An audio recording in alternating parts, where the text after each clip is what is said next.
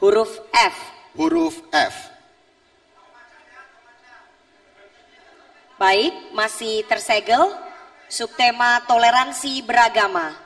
Masih terjaga kerahasiaannya.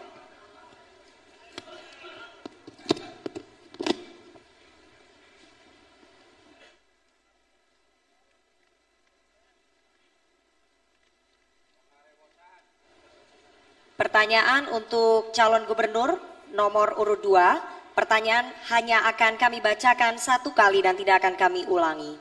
Berdasarkan riset CRCS UGM, The Wahid Foundation, Setara Institut dan Kementerian Agama Republik Indonesia menempatkan Provinsi Jawa Barat beberapa tahun terakhir ini sebagai provinsi dengan tingkat intoleransi dan pelanggaran hak kebebasan beragama dan beribadah yang cukup tinggi.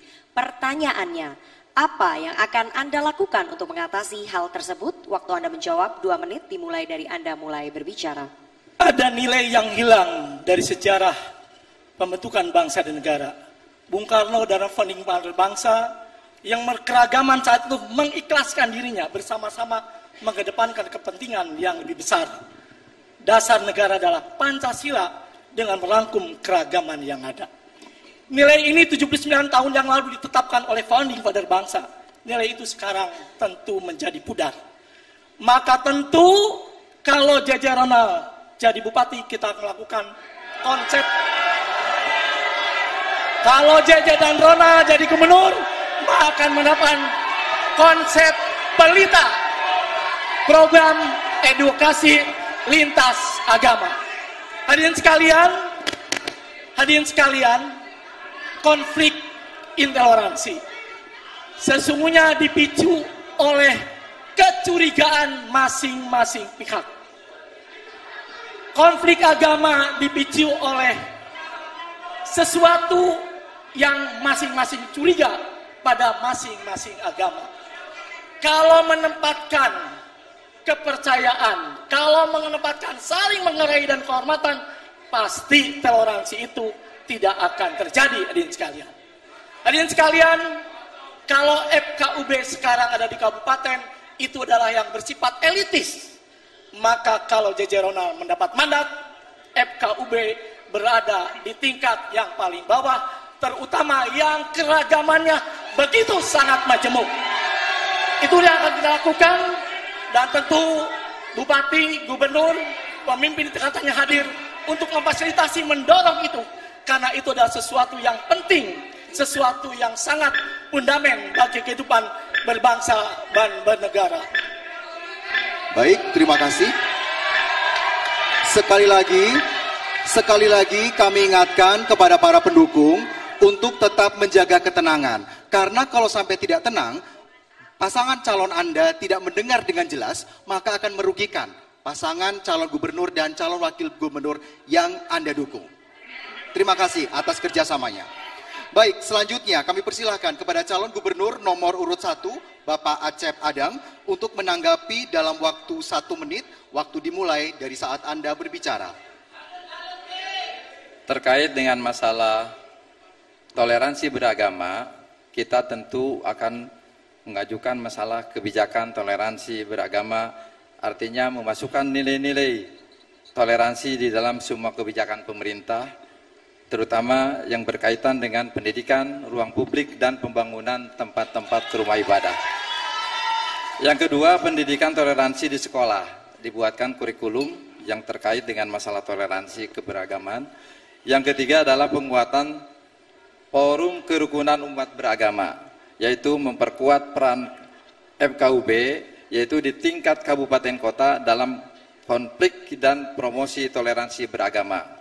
Kemudian yang terakhir adalah penegakan hukum untuk melindungi kebebasan beragama, yaitu di dalam rangka memastikan perlindungan hukum bagi kelompok agama minoritas, termasuk akses tempat ibadah dan layanan publik.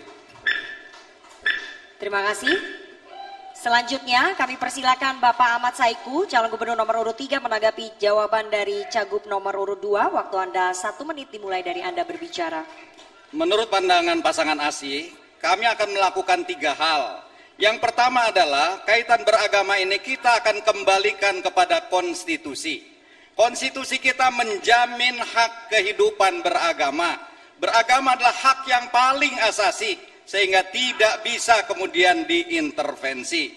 Yang kedua, kita tentu harus punya komitmen untuk mengikuti peraturan perundang-undangan.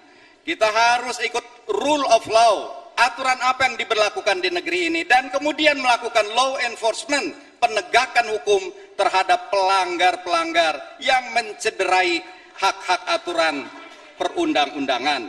Dan yang ketiga, kami mengusulkan adanya suasana kebersamaan lintas agama sejak dini, bukan pada hal-hal yang krusial, tapi hal yang lebih sederhana, menanam pohon bersama, kita bekerja bersama-sama, gotong royong bersama-sama, inilah yang akan membangun toleransi.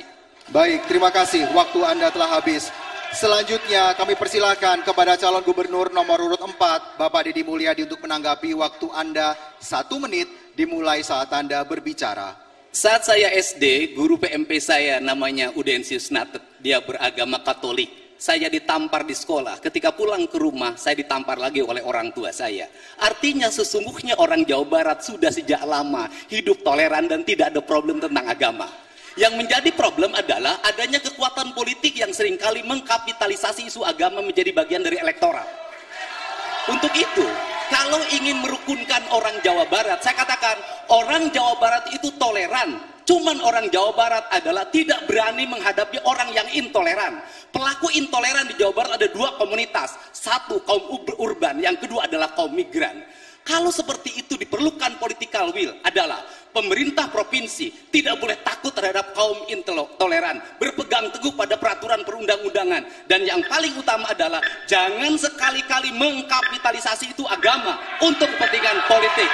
Ini yang menjadi problem kita. Insya Allah kita semua akan hidup rukun dan Cukup, damai. Bapak, waktunya habis.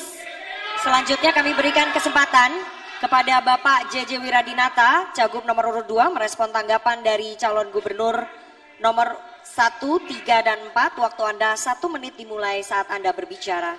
Pendapat nomor 1, pendapat nomor 2, pendapat nomor 4, pendapat nomor 1, 3, dan 4 adalah bersifat normatif yang itu. Tetapi seyogyanya tetap saja intoleransi kekerasan tetap berjalan dengan seperti yang kita saksikan yang disampaikan oleh panelis hadirin sekalian. Maka konsep kita adalah bagaimana kerukunan itu dibentuk di paling bawah. Di tempat-tempat yang keragaman itu luar biasa. Mungkin sudah di tingkat RW, mungkin di tingkat desa, dan mungkin di tingkat kabupaten.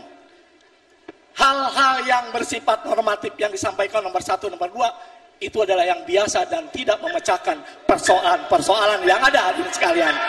Oleh karena itu tentu kami mengusulkan, mari kita buat kebersamaan sampai di akar rumput hadirin sekalian.